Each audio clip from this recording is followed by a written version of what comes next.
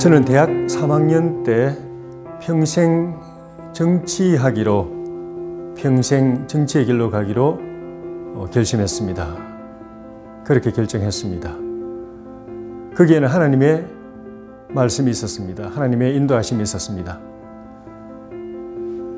저는 어릴 때부터 정치나 또는 법조나 또는 언론이나 또는 문학이나 또는 공직생활이나 또는 학자나 그런 여러 분야에 대해서 관심이 많았습니다. 그게 대학 3학년 때까지 유지가 됐습니다.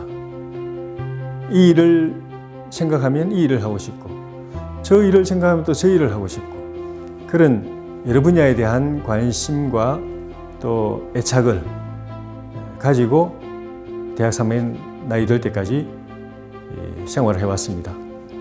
근데 그 나이 돼서는 이제 더 이상 그렇게 할 수가 없고 방향을 정해야 되는 때가 됐습니다.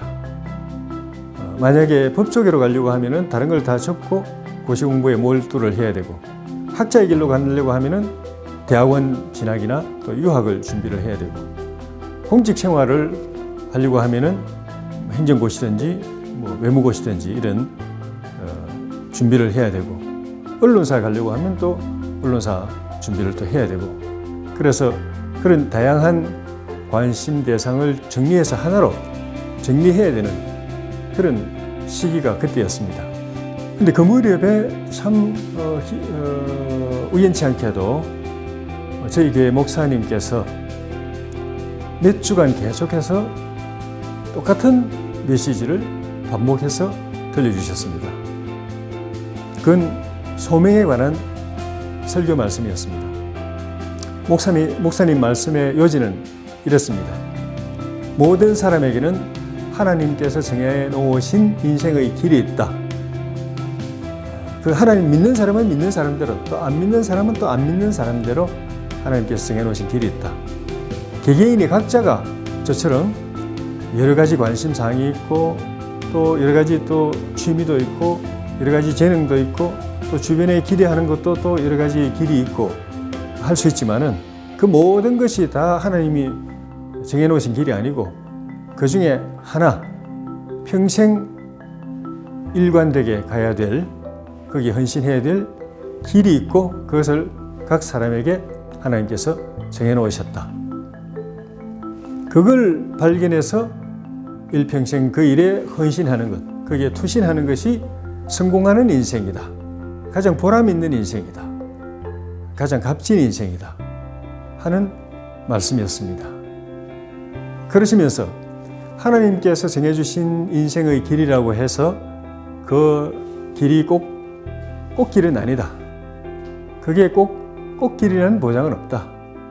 하나님께서 정해주신 길이라고 해서 성공이 보장되어 있거나 출세가 보장되어 있거나 높은 자리가 보장되어 있거나 돈을 많이 벌게 되어 있거나 사람들로부터 존경받고 늘 칭찬받는 길이거나 그런 길이라는 보장은 없다. 경우에 따라서는 분명히 하나님이 정해주신 길인데 평생 먹고 사는 것 때문에 허덕이다가 사는 삶이 될 수도 있다. 삶이 위험 가운데 노출되어서 살아가야 될 수도 있다. 또는 생명을 걸어야 하는 삶일 수도 있고, 또 일찍 세상을 떠나는 삶일 수도 있다. 그런 말씀을 하셨습니다. 그런데 그 말씀이 저에게 아멘이 됐습니다. 아, 저 말씀 맞은 것 같다. 그래, 저 말씀이 옳아. 나한테도 하나님께서 정해놓으신 길이 있는 것 같다. 하나님께서는 나에게 일평생 헌신하고 투신할 삶의 방향을 정해놓으신 것 같다. 그게 뭘까? 그걸 찾아서 거기에 헌신하고 싶다. 이것저것 그냥 내가 하고 싶은 거 해보고, 또는 관심 있는 거 해보고, 또 하다가 또 잘 되면 좋고 안 되면 또 포기하고 또 다른 거 찾고 이렇게 사는 게 아닌 것 같다. 하나님 정해서 놓으신 그 길을 찾아서 이제부터 가야 되겠다 하는 믿음이 저한테 왔습니다. 그 믿음 속에서 하나님 저를 향하신 예정이 뭡니까? 저를 위해서 해놓으신 길이 뭡니까? 하나님께서 정하신 저의 인생의 길이 무엇입니까? 다른 말로 저에 대한 부르심이 뭡니까? 저에 대한 소명이 무엇입니까? 하고 상당한 기간 동안 생각하고 묵상하고 기도하면서 하나님께 여쭤봤습니다. 그 결론이 하나님께서 저에게 너는 정치를 해라. 정치를 통해서 하나님 나라를 실현해라.